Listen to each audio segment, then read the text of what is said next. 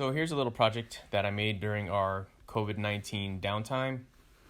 I've been making some challenge coin holders from old recycled pallets. After doing those for some people, I wanted to make a Hawaiian flag for myself.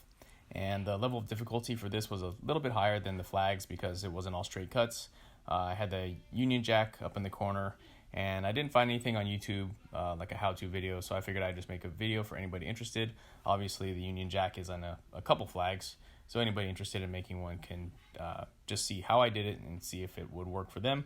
So I'm not a woodworker. I just like to build things and fix things. So I'm sure there are better ways to do this. This is more of a how I did it video than a how-to. So the first challenge I have when I make these flags is to find pallets.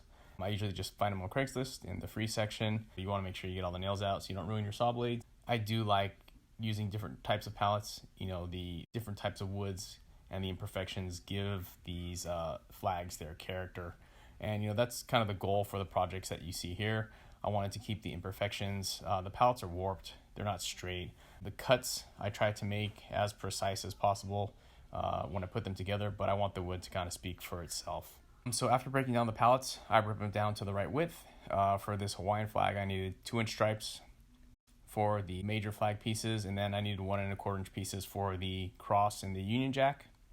For the red and white angled pieces, I had to rip 3/16 and 7/16 and 5/8 pieces for those red and white pieces. And after ripping those pieces, I paint them up. I don't aim for perfection. I use just light brush strokes to keep that older, distressed look. So after painting, I started all my glue up. I glued up the cross and borders for the middle of the Union Jack and got that set up as best I could and as square as I could.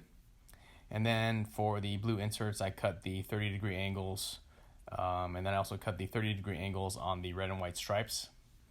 And the first thing I glued together is the blue inserts to one side of the stripe so that I could get one flat surface to work off of. Okay, so now that we're here and I've got these pieces straight along this area here, basically what I'm going to do is square these pieces off by making a cut on each of them right there.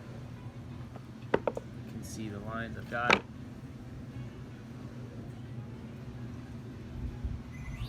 So I'm going to make those square cuts so I can get those 90-degree right angles.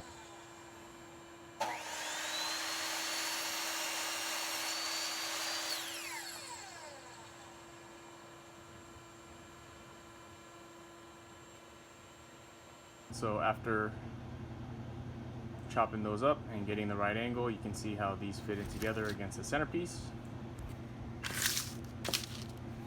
So I will glue them up, and then we'll try and get this flag square.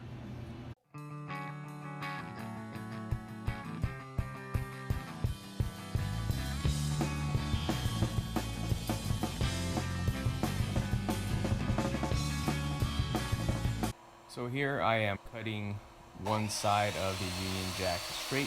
That way I have one straight edge to work off of, and then I'll move over to the table saw to get everything else squared up and at right angles. Here on the table saw, just using this straight edge that I've got to get the rest of the Union Jack square.